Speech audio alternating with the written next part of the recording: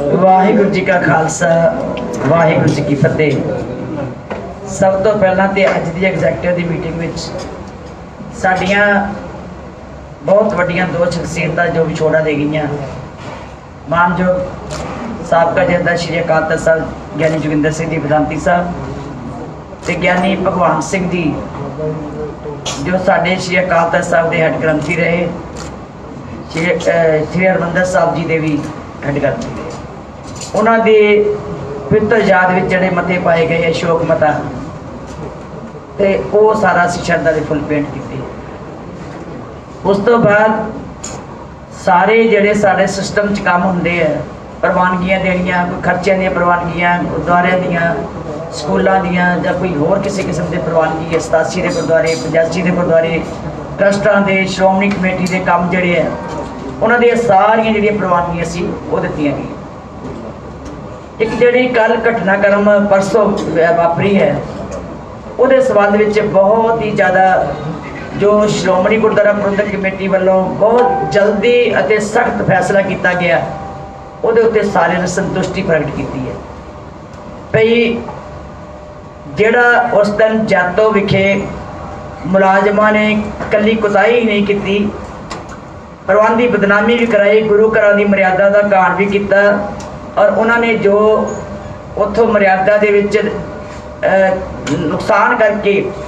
बिगड़ भी पाया कामों के विच ते जो संगत नूं भी पीड़ा हुई है। परचा दर्ज कराया गया इमीजिएट। मैं आप जदों ही वो शिकायत पहुंची,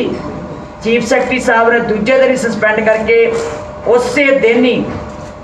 फ्लाइंग स्क्वाड वाले चले गए। उस दिन उन्होंने जाके तफ्तीश की, नाल ही साडे मानयोग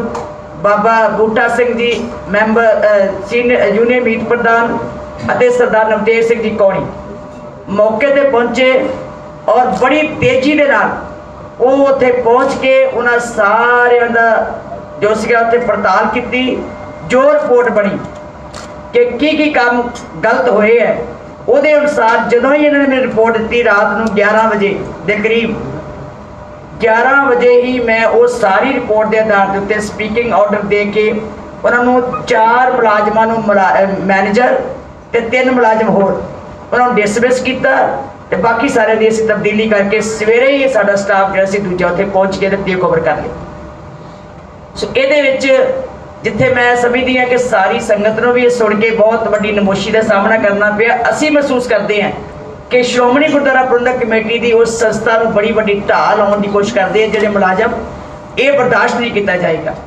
और सारे ने संतुष्टि प्रगट की है कि वो जो एक्शन लिया इमीजिएट बहुत थोड़े समय मेरा ख्याल है कि घट्टो घट्ट 12 घंटे ही ये सारा एक्शन ले लेना, ये भी एक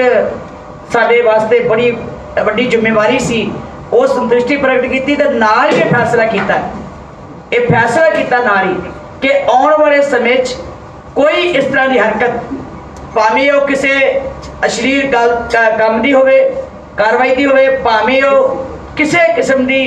जो संगीत दोषों की गल होवे, भावें किसी नशे नाल संबंधित होवे जां वड्डी चोरी नाल संबंधित होवे, ये सारिया चीज़ां बिल्कुल हरगिज़ बर्दाश्त नहीं की जाणगियां। और उस वेले मौके पर जिहड़ा डिसमिसल का केस जिहड़ा डिसमिसल जिहड़ी है सर्विस तो की जाएगी। ये सख्ती के नाल फैसला लिया गया कि कोई भी मुलाजम या कोई भी अधिकारी किते इस तरह दी गलत हरकतों में फस गया तो वो बिल्कुल बर्दाश्त नहीं किया जाएगा और सख्ती के नाल इस तरह उन्होंने जिहड़ी है वो की कार्रवाई की जाएगी। दूसरी गल कि SGPC के अदारियां विच जिहड़े काम कर रहे साडे मुलाजम हैं,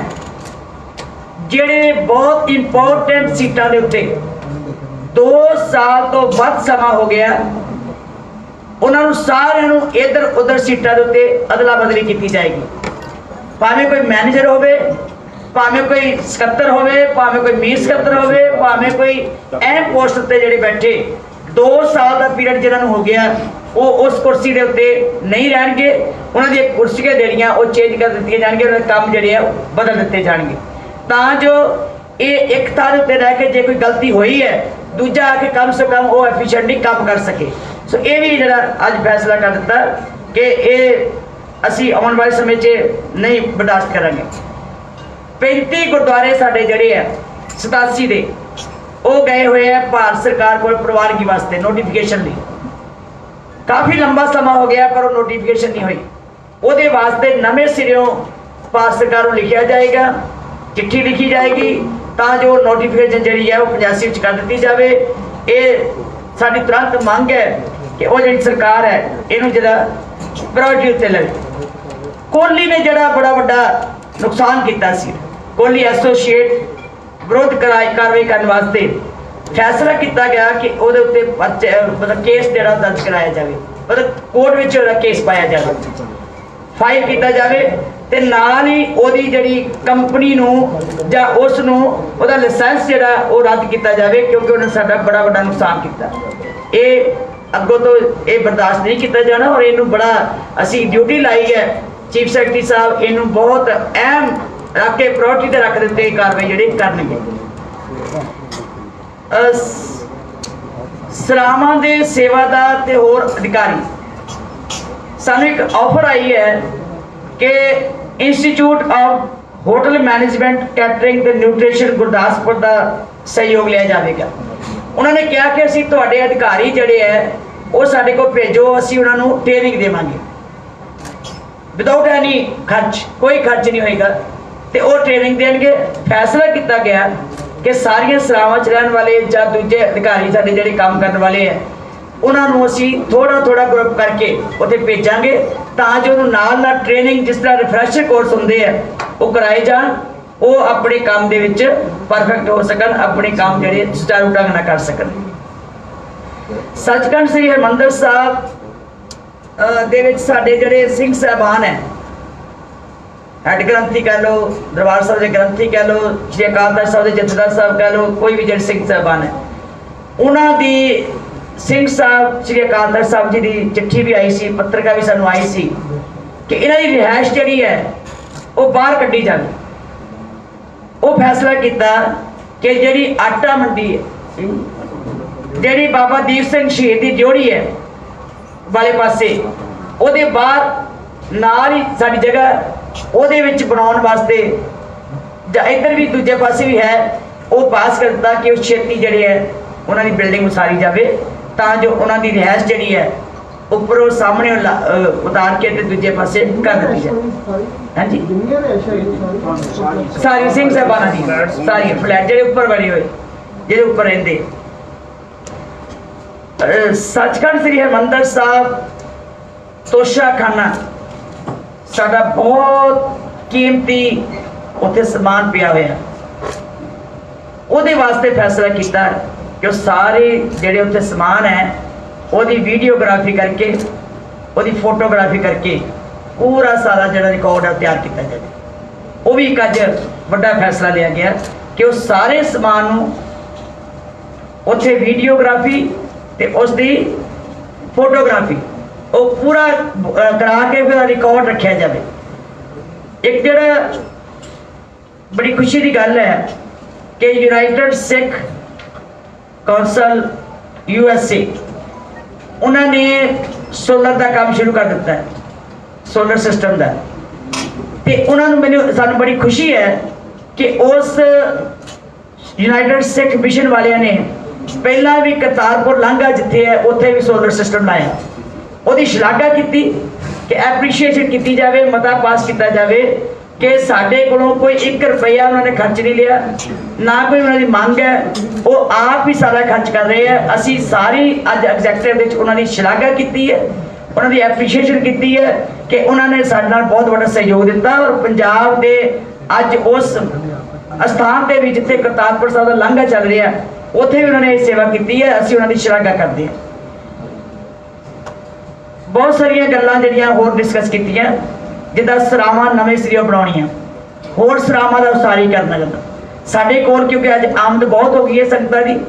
ਸਾਡੀਆਂ ਸਰਾਵਾਂ ਜਿਹੜੀਆਂ ਬਹੁਤ ਪੁਰਾਣੀਆਂ ਬਣੀਆਂ ਹੋਈਆਂ, ਸਾਨੂੰ ਅੱਜ ਲੋੜ ਹੈ ਜੇ 1000 ਕਮਰਾ ਅੱਜ ਤੇ ਮੇਰਾ ਖਿਆਲ ਹੈ ਜੇ ਘੱਟੋ ਘੱਟ 3-4 ਹਜ਼ਾਰ ਕਮਰਾ ਹੋਵੇ ਤਾਂ ਸਾਡੀ ਸੰਗਤ ਆਉਂਦਿਆਂ ਨੂੰ ਇੱਥੇ ਸਮਾ ਸਕਦੀ ਹੈ। ਉਹਦੇ ਵਾਸਤੇ ਇਹ ਫੈਸਲਾ ਕੀਤਾ ਗਿਆ ਕਿ ਇਹਨੂੰ ਢੁਕਵੀਆਂ ਥਾਵਾਂ ਦੇਖ ਕੇ,